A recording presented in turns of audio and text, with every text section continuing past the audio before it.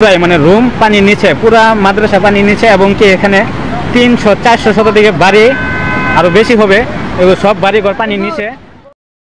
বন্যার পানিতে ডুবে আছে বাংলাদেশের শেরপুর জেলার নালিতাবাড়ি সহ কয়েকটি উপজেলা ও ময়মনসিংহ জেলার ধোবাউড়া ও হালুয়াঘাট সহ কিছু এলাকা। তার সাথে যুক্ত হয়েছে পাহাড়ি ঢল। সবচেয়ে খারাপ পরিস্থিতিতে পড়েছে নালিতাবাড়ি উপজেলা। সেখানে পাহাড়ি ঢলের পানি এখনও কিছু এলাকায় বাড়ছে। এলাকার গুরুত্বপূর্ণ অনেক সড়ক এবং বিস্তীর্ণ এলাকার ফসলের জমি পানিতে তলিয়ে গেছে। এছাড়া ঝিনাইগাতি ও শ্রীবর্দী উপজেলার বিরাট এলাকা প্লাবিত হয়েছে। পানি বাড়তে শুরু করেছে নকলা উপজেলাতেও। জেলার পানি উন্নয়ন বোর্ডের নির্বাহী প্রকৌশলী মোহাম্মদ নকিবুজ্জামান খান বিবিসি বাংলাকে বলেন, নালিতাবাড়িতে গত রাতেও 177 মিলিমিটার বৃষ্টিপাত রেকর্ড করা হয়েছে। এর আগে বৃহস্পতিবার 260 মিলিমিটার বৃষ্টিপাত হয়েছিল।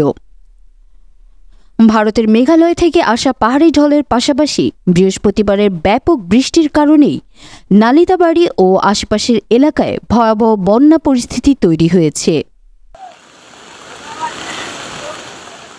বাংলাদেশে মৌসুমী বায়ুর সক্রিয়তার কারণে যে বৃষ্টিপাত হচ্ছে সেটির তীব্রতা কমে আসবে বলে জানিয়েছেন ঢাকা আবহাওয়া অফিসের আবহাওয়াবিদ আফরোজা সুলতানা।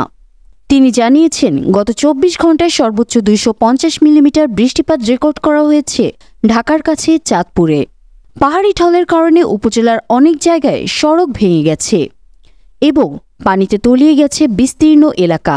বিশেষ করে পোড়াগা ও নয়াবিল ইউনিয়নের সবচেয়ে বেশি ক্ষয়ক্ষতির তথ্য পাওয়া গিয়েছে। ভোগাই ও চেল্লাখালী নদীর বাঁধ ভেঙে বহু গ্রাম প্লাবিত হয়েছে গত কয়েকদিনে। এসব এলাকায় ত্রাণ কার্যক্রম পরিচালনায় আলাদা করে নিয়ন্ত্রণ কক্ষ খোলা হয়েছে বলে দেশের একটি গণমাধ্যমকে জানিয়েছেন উপজেলা নির্বাহী কর্মকর্তা।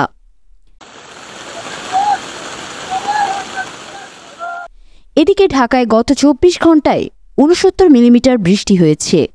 এছাড়া টাঙ্গাইলে 178, মাদারীপুরে 162, ময়মনসিংহে 112, নেত্রকোনায় 160 মিলিমিটার বৃষ্টিপাত রেকর্ড করা হয়েছে।